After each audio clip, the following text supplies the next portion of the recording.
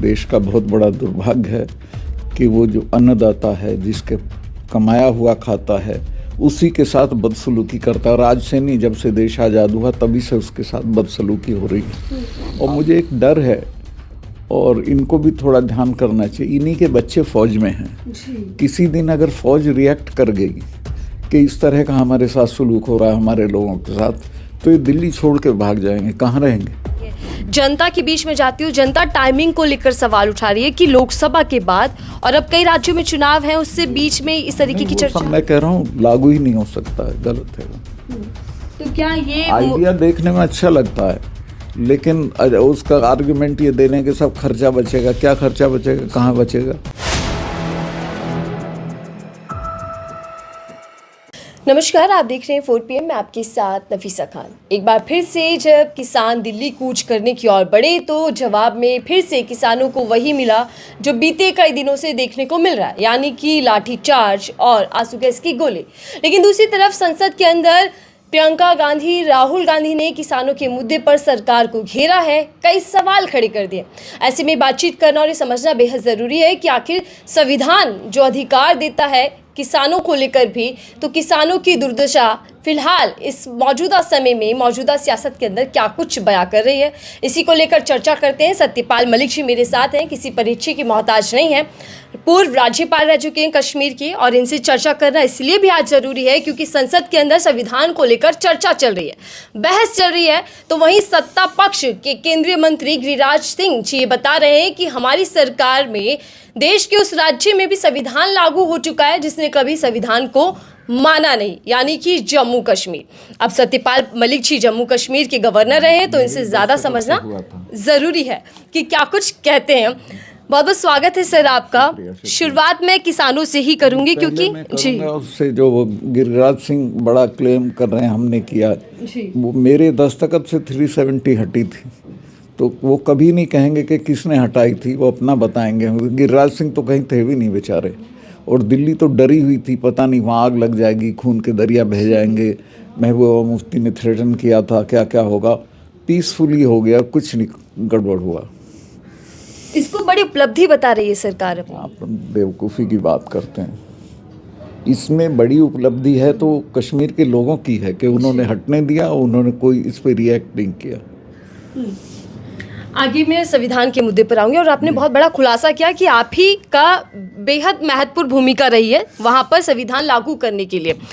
क्या कुछ कहेंगे सर किसानों को लेकर? आप किसान परिवार से आए, लगातार चर्चा करते हैं। मैं ये कहूँगा कि इस देश का बहुत बड़ा दुर्भाग्य है कि वो जो अन्नदाता है, जिसके कमाया हुआ खाता है, उसी के साथ बदसलूकी करता है। और आज से नहीं, जब से देश आज़ाद हुआ तभी से उसके साथ बदसलूकी हो रही है।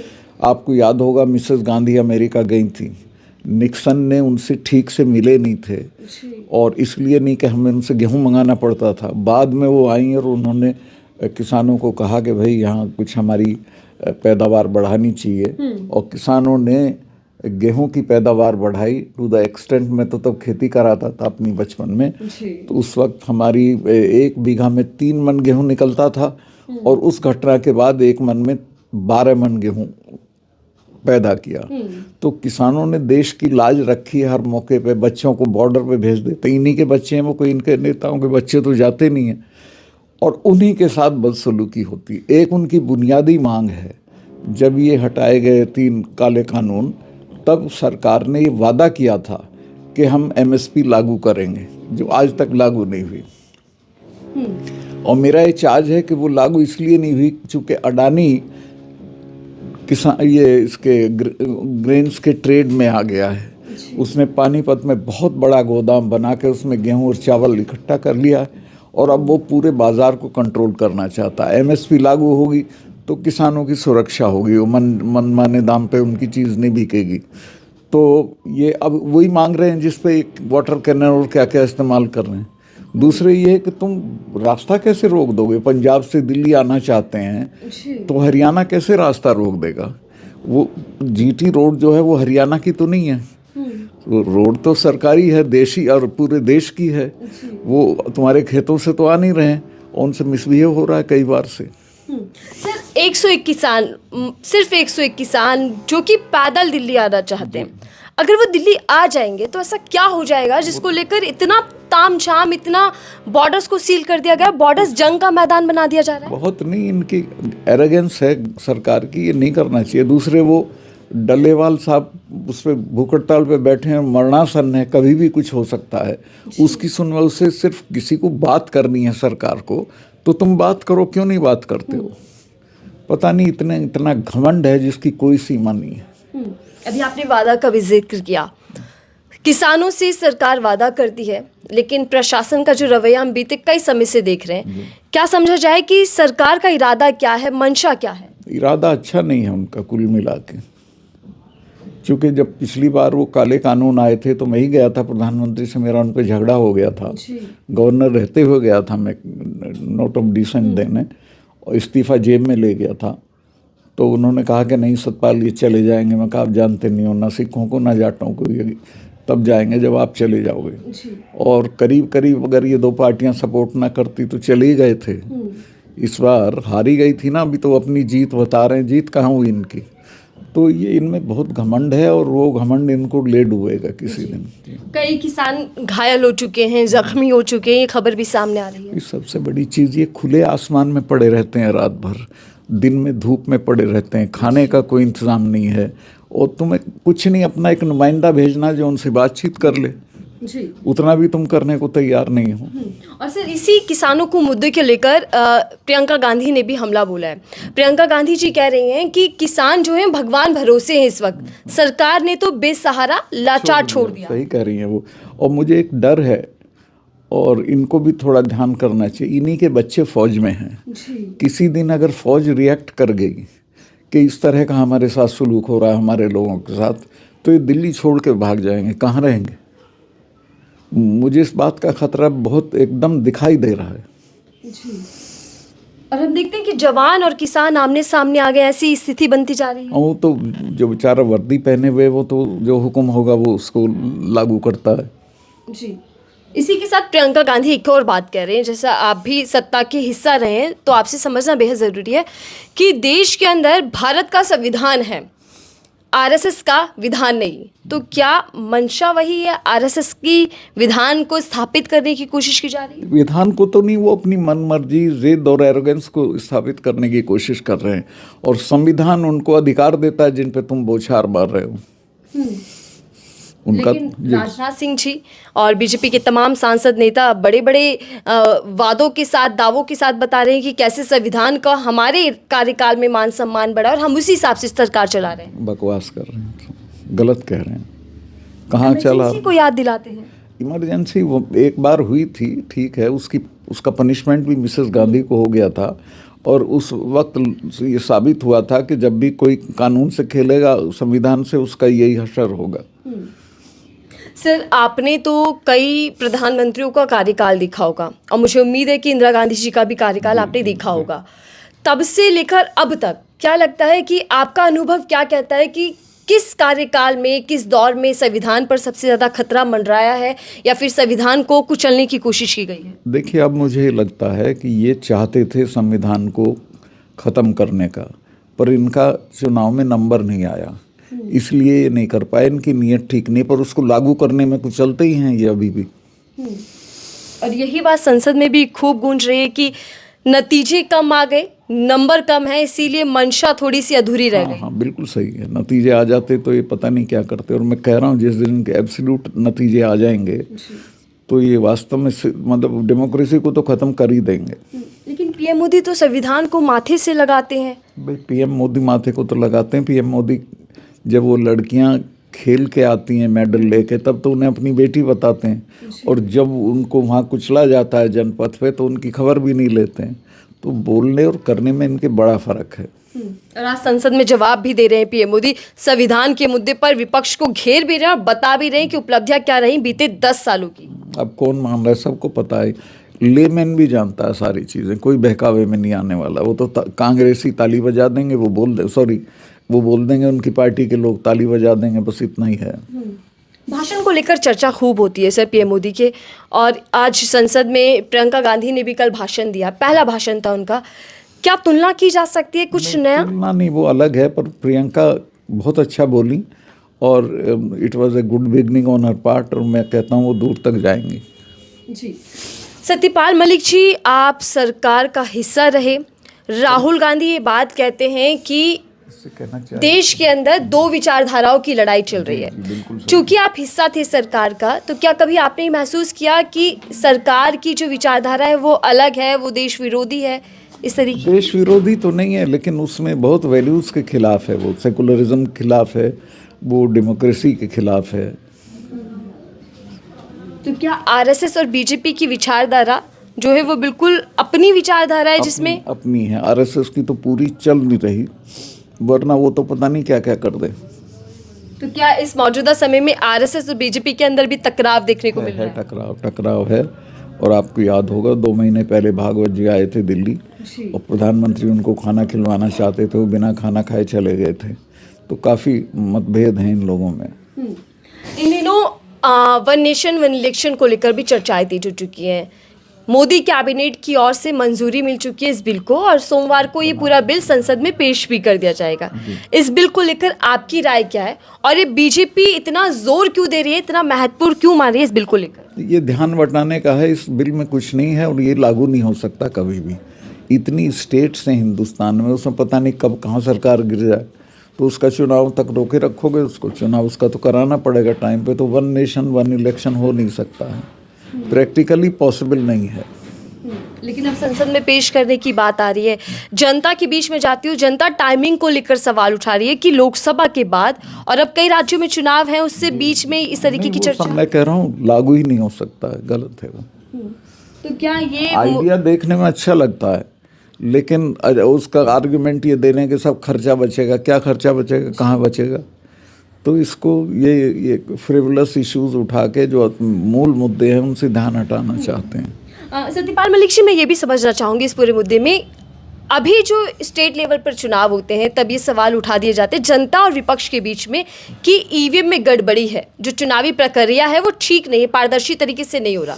और अगर एक देश एक चुनाव हो जाएगा तो क्या चुनावी प्रक्रिया कुछ बेहतर हो पाएगी या फिर और शक पैदा हो जाएगा? प्रक्रिया से कोई बेहतर होना नहीं है, ईवीएम तो होनी ही नहीं चाहिए। और दुनिया के अब किसी मुल्क में नहीं है, जापान ने अभी हटाई है इसी महीने। ये ईवीएम देखिए, जिस चीज़ में चिप होगी वो मैनेजेबल होगी, तो ईवीएम को ख़त्म करना चाहिए और कागज़ से चुनाव कराना चाहिए। जी सर, हम देख रहे हैं कि उत्तर प्रदेश के अंदर से जी उसको कभी और सर, हम देख रहे हैं कि उत्तर प्रदेश से कई तस्वीरें ऐसी सामने आ रही हैं जहां पर ये माना जा रहा है कि अल्पसंख्यकों के ऊपर जुल्म हो रहा है। मैं आपसे समझना चाहती हूँ, संविधान, मोदी सरकार और मुसलमान, क्या स्थिति आप देख पा रहे हैं? मुसलमानों को लेकर क्या कुछ कहेंगे? क्या भय का माहौल बनाने की कोशिश की जा रही है? कोशिश कर रहे हैं, लेकिन मुसलमान कोई भय में आने वाला नहीं है। मुसलमान का समाज में हिंदू मुस्लिम एकता कायम है। ये तो राजनीति करने वाले उसको डिवाइड करते हैं। जी, लेकिन जिस तरीके से हम भाषण देखते हैं, बटेंगे तो कटेंगे, एक रहे तो सेफ रहेंगे, 80-20, उसमें मुसलमान का कम था। इनका एंगल जो है उसको आप समझिए, वो ये है कि अदर देन अपर कास्ट, जो बाकी बिरादरियां हैं, ओबीसी, एससी, एसटी, ये अपना हिस्सा ना मांगे। अगर इन्हें हिंदू बना के खड़ा कर देंगे तो ये अपने इश्यूज नहीं उठाएंगे।